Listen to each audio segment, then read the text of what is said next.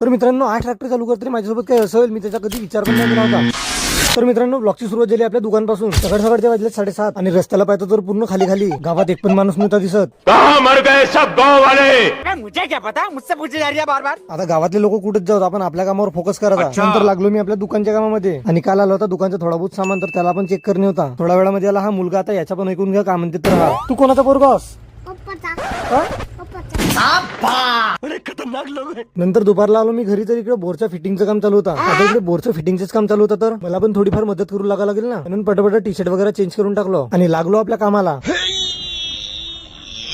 आणि इकडे बोरची मशीन वगैरे जे आपल्याला फिट करणे आहे. भाई साहेब थोडच्या कामामध्ये पूर्ण जिरून गेली आणि मेन काम तर आपला दीपक भाऊ करत आहे. मी तर फक्त हातबोट लावू लागत आहो. आता फिटिंग वगैरे झाल्यानंतर फक्त एकच काम बाकी होता ते म्हणजे बोरची टेस्टिंग. पण टेस्टिंग काही होणार नाही कारण घरची लाईट गेली आहे. त्याच्यानंतर मला करणे होता ट्रॅक्टर चालू. मी लागलो ट्रॅक्टर चालू करायसाठी पण ट्रॅक्टर काही चालूच नव्हता होत.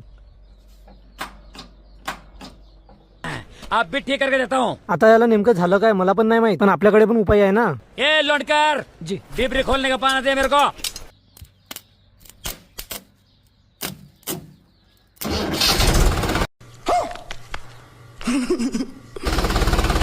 तर फायनली मित्रांनो ट्रॅक्टर तर चालू झाला. आता मी नेमकं असं का केलं असेल की ट्रॅक्टर चालू झाला कमेंट मध्ये नक्की सांगा. ट्रॅक्टरला तर नेणे कुठेच नसे म्हणून आणखी त्याला पण करून ठेवलं आणि उद्या आपल्याला ट्रॅक्टरला वावरात नेणे कारण आपल्याला मारणे शेतावर खा. तर आजच्यासाठी एवढ्याच मित्रांनो भेटूया आपण नेक्स्ट व्लॉग मध्ये.